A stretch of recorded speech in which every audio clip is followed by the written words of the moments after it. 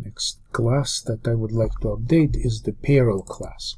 Right, so right now, if we look at the main Java file, what we do here is we add a couple of employees to an array of employees, and then we say payroll, run payroll, and we pass the array list reference to this method. And since we need a check batch number for the payroll run, I will just add this private check batch number, and I can just simply initialize it to some sort of sequence number here, and we can say that in a real application this will be coming from the database. Doesn't matter what this is right now, we just assume that it's some sort of number that we can use in our payroll run.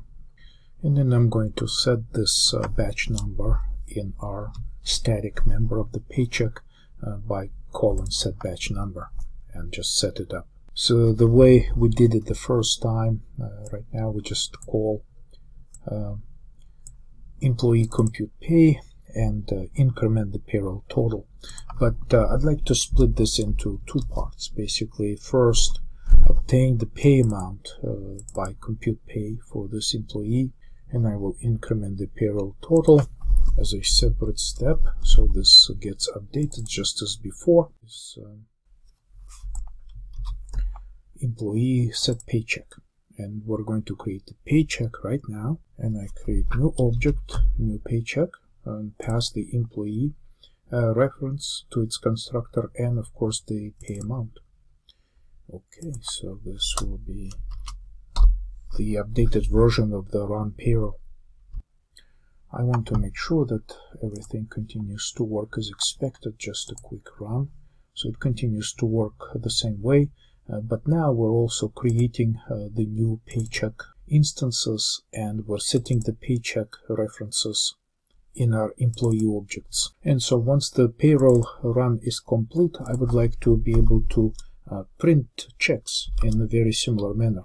Basically the same idea, take the array of employees and print checks. So that's the method. Okay, and we can use the same type of loop right here. Right? So for every employee we will get the check like this, basically just retrieve the reference to the paycheck from the employee, then print the checks. So I'm just going to use formatted output and say check number is check number, name of the employee, and pay amount. This should be very easy to test. Basically just add the same call right here, run payroll, and then print checks, and both are happening for the list of our employees. So I'll save my work and do a quick test.